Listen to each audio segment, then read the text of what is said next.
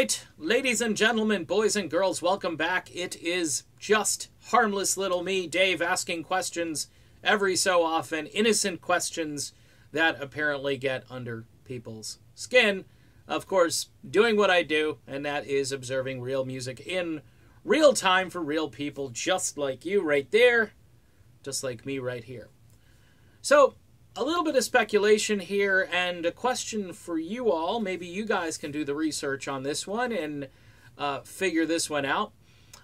Fleetwood Mac, before they chose Neil Finn as a part of the replacement team that they would need to replace one person, and that's Lindsey Buckingham in Fleetwood Mac, they auditioned, apparently, an American singer who also played guitar, and that person did not get the job. They then made the phone call to Neil Finn. I believe Mick Fleetwood picked up the phone and said, "Hey, you're perfect for Fleetwood Mac. This alt-pop stuff that you do fits right in with our sort of late 70s laid-back psychedelic rock stuff that we do."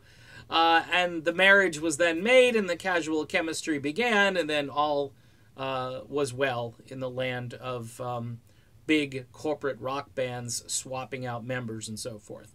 The big question is, who was that first singer? It's an interesting question, and I have a feeling somebody out there knows. I honestly don't know, and I'm not going to speculate. All we know, I believe, is he's an American, and he plays guitar, and that's about it. Look, filling the shoes of Lindsey Buckingham, really tough to do. As I mentioned in a video, they've always done it with two members. Somebody said, well, didn't they replace Bob Welch with Lindsey Buckingham and Stevie Nicks? No. If you recall, Mick Fleetwood was looking for a guitarist.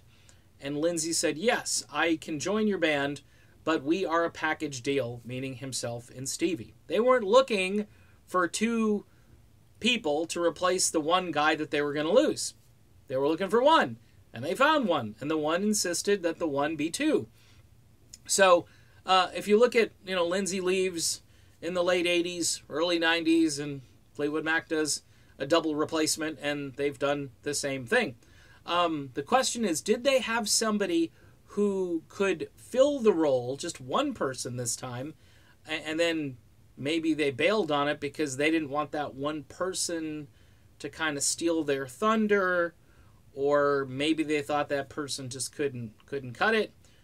We don't know. I think by choosing Campbell and Neil Finn, you've got two guys who will put their head down and just do what they are told to do. And I think that was very instrumental in choosing these guys. Lindsey was kind of a guy who took control of things.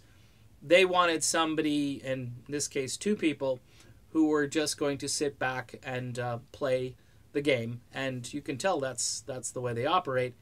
They're the new guys, I understand, and they just don't want to, walk on too many eggs and break them, because they may be out, because you can be out for just about any reason, for smirking.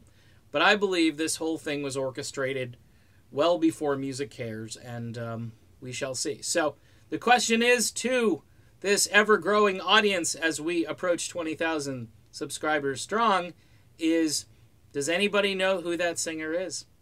That would be cool. Hit me up on Twitter. That's where I hang out. All right, done.